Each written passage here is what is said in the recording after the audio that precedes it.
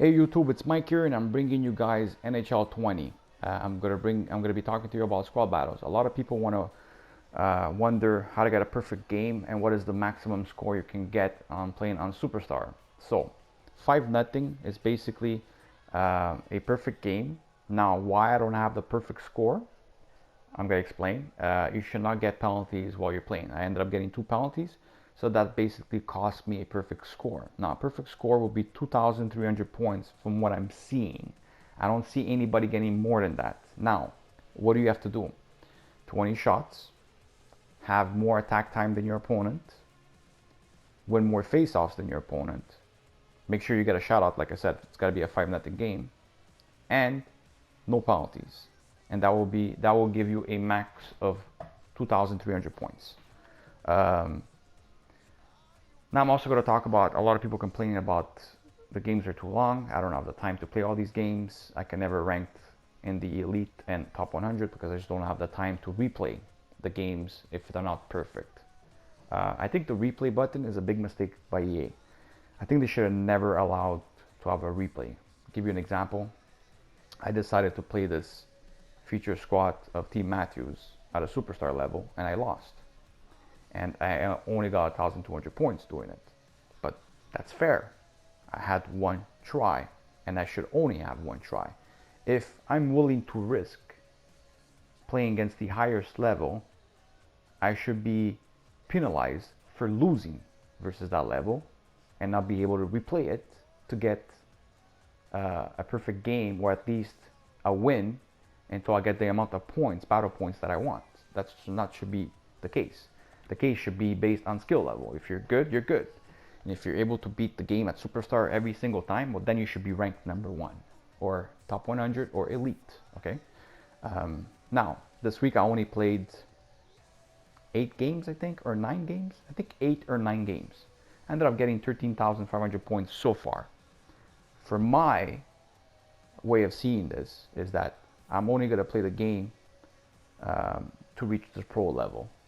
Reason why I don't want to go to elite is because I really have to play an extra at least 5-6 games per week minimum, probably even 7 games per week extra, because the difference is almost 7,000 extra points. At this point, there's still 4 days to go. I would assume I'll need at least 6 extra wins at a superstar level to reach the elite 3, more than what I would have to play to reach pro 1. It's a pro 1. I would assume if I play 10-11 games throughout the whole week, I should have enough points to get there. Where for me, playing 11 games throughout a whole week is perfect. Now, for people that have time to play the whole squad battle every single game and keep on replaying it until they believe that they have the maximum amount of points, well then those guys there are going to be ranked elite 1 and plus. The rewards are nice. I just don't have that time to do it, and I'm not gonna basically sit there and play against the computer all day long until I get my perfect score. For me, that's just not worth the time for the rewards. Where I would rather play online in competitive seasons, try to get rewards there, and just basically have fun. I don't want this to be a work. I want this to be a game and enjoy myself, and at the same time get rewards. So for people that are wondering what are the best rewards, the best rewards are actually in the pro level. Believe it or not, and I'll tell you why. It's based on the fact that you only have to play more or less around 10 games per week for you to achieve pro 3, pro 2, pro 1, depending on what level you play them. And for me, I think those are good enough rewards for the time consumed playing, okay? Like I said, if you're able to play all the games, go ahead. Try to go for elite 1, top 100. Personally, I don't find the time is worth it. But anyways, that's for you guys to judge. This is me telling you guys my personal advice from my personal experience playing squad battles from FIFA, for example, and coming here.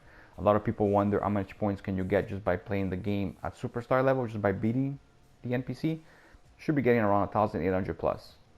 If you play at a all-star level, the maximum I've gotten, I think, is about 1,600 points.